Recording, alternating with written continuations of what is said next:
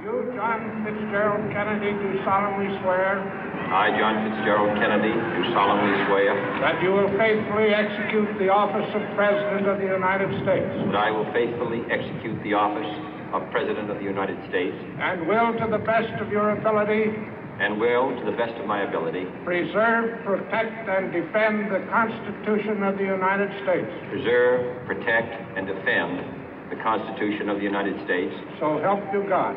So help me God.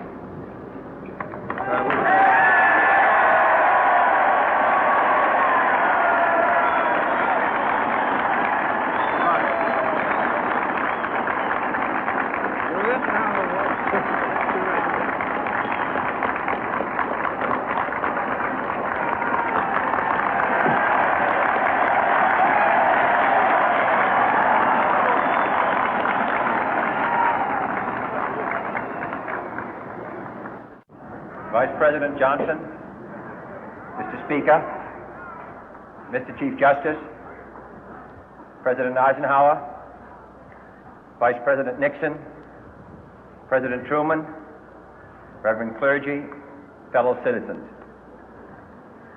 We observe today not a victory of party, but a celebration of freedom, symbolizing an end as well as a beginning, signifying renewal as well as change.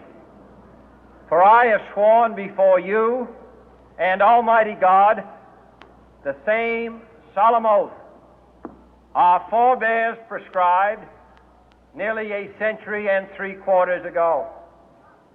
The world is very different now, for man holds in his mortal hands the power to abolish all forms of human poverty and all forms of human life. And yet the same revolutionary beliefs for which our forebears fought are still at issue around the globe. The belief that the rights of man come not from the generosity of the state, but from the hand of God.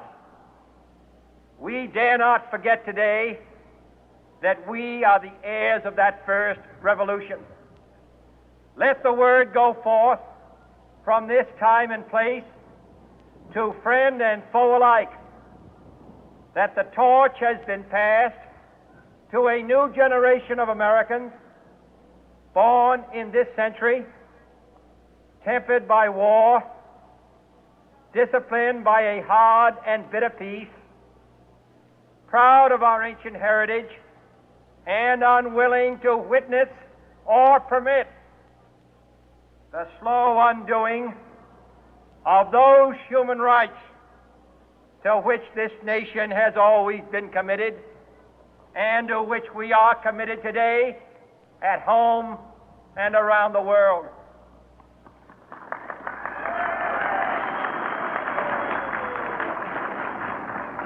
Let every nation know, whether it wishes us well or ill, that we shall pay any price, bear any burden, meet any hardship, support any friend, oppose any foe to assure the survival and the success of liberty.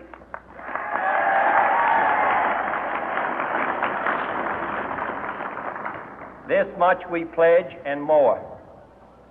To those old allies whose cultural and spiritual origins we share, we pledge the loyalty of faithful friends. United, there is little we cannot do in a host of cooperative ventures. Divided, there is little we can do, for we dare not meet a powerful challenge at odds and split asunder. To those new states whom we welcome to the ranks of the free, we pledge our word that one form of colonial control shall not have passed away, merely to be replaced by a far more iron tyranny. We shall not always expect to find them supporting our view, but we shall always hope to find them strongly supporting their own freedom, and to remember that in the past, those who foolishly sought power by riding the back of the tiger ended up inside.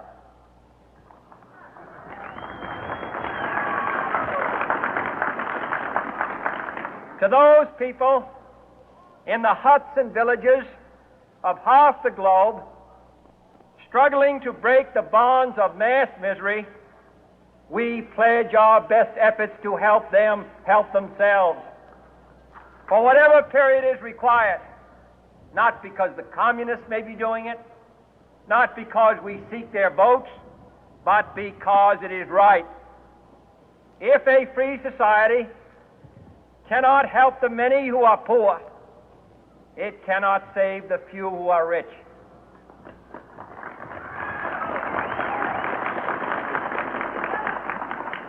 To our sister republics south of our border, we offer a special pledge to convert our good words into good deeds, in a new alliance for progress, to assist free men and free governments in casting off the chains of poverty.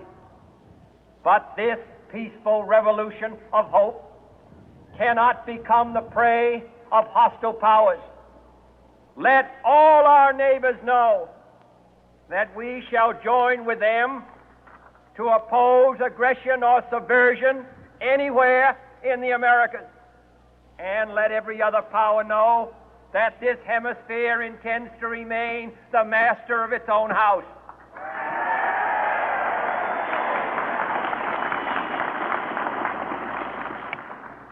To that World Assembly of Sovereign States, the United Nations, our last best hope, in an age where the instruments of war have far outpaced the instruments of peace, we renew our pledge of support to prevent it from becoming merely a forum for invective, to strengthen its shield of the new and the weak, and to enlarge the area in which its writ may run.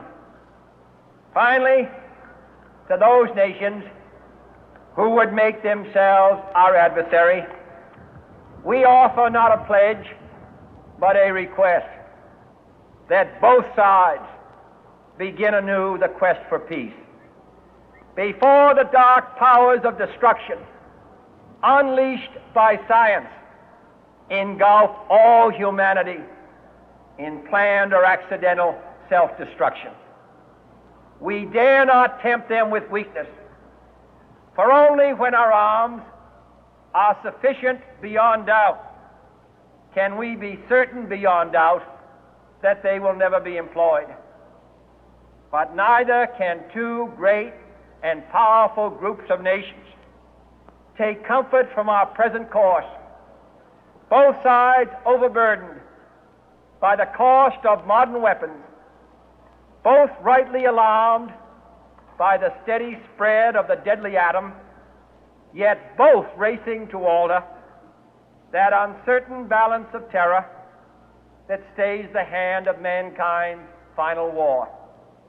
So let us begin anew, remembering on both sides that civility is not a sign of weakness, and sincerity is always subject to proof. Let us never negotiate out of fear, but let us never fear to negotiate.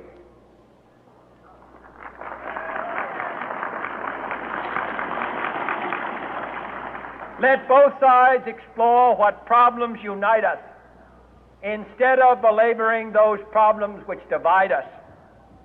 Let both sides, for the first time, formulate serious and precise proposals for the inspection and control of arms, and bring the absolute power to destroy other nations under the absolute control of all nations.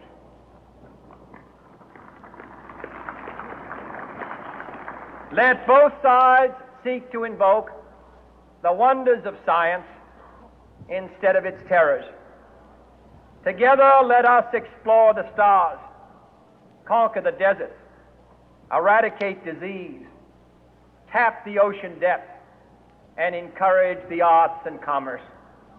Let both sides unite to heed in all corners of the earth the command of Isaiah to undo the heavy burden and let the oppressed go free. And if a beachhead of cooperation may push back the jungle of suspicion, let both sides join in creating a new endeavor, not a new balance of power, but a new world of law, where the strong are just and the weak secure and the peace preserved. All this will not be finished in the first 100 days, nor will it be finished in the first 1,000 days, nor in the life of this administration, nor even perhaps in our lifetime on this planet. But let us begin.